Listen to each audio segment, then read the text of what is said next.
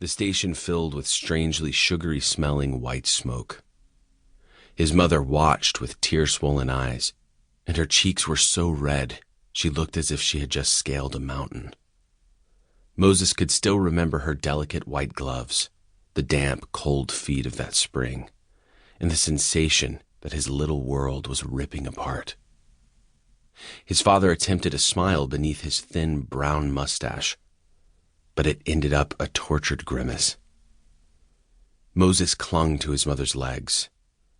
Jana smoothed the boy's blonde hair and bent down. She took her son's chubby, rosy cheeks in her hands and kissed him with her dark lips, her tears mixing with the child's. Jacob pulled at his brother. A light steam emanated from the engine's wheels, and the train gave a final whistle, as if the huge frame of metal and wood were sighing in grief over the souls it had to separate. Aunt Judith hugged Jacob's chest, both protective and worried. All around, German soldiers moved like moths attracted by the light. They had neglected to pin the yellow stars to their chest that morning. Judith feared the Nazis could detect them with a single stony blue glance. Eleazar and Jana turned away. Their coats swirled among the crowd of people, with hands waving goodbye to other loved ones. In the midst of that boundless ocean of raised arms, Jacob and Moses saw their parents melt away until they disappeared completely. Moses clung to his aunt's hand with a ferocity intent on keeping her beside him.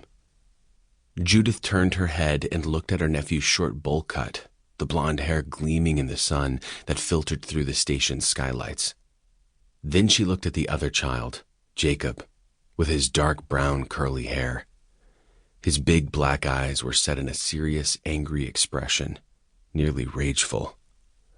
The night before, he had begged their parents to take them away from Paris, vowing that they would be good and behave.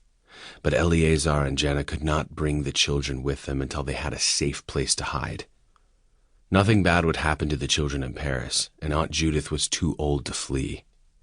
She had taken them in 6 years before, when the family could no longer endure the pressure in Berlin.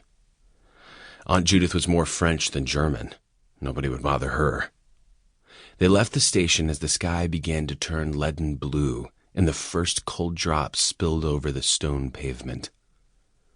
Judith opened her green umbrella, and the three huddled together silently in the futile effort to avoid the downpour.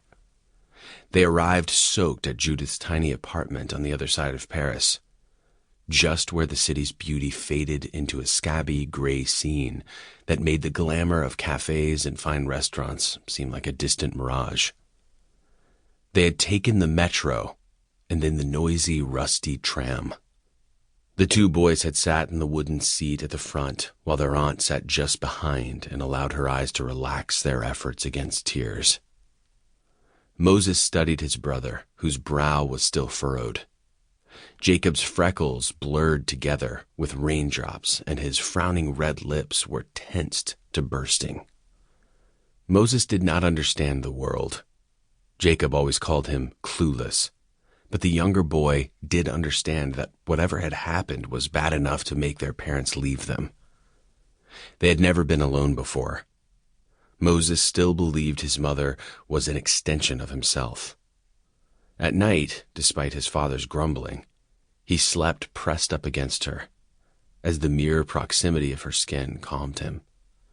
Her smell was the only perfume Moses could stand, and he knew he would always be safe as long as her lovely green eyes watched him. As the boy had looked out through the dirty windows of the tram, the ghostly figures of the pedestrians jumbled together with the delivery trucks and old wagons that left the streets littered and rank with the droppings of their workhorses. This was his world.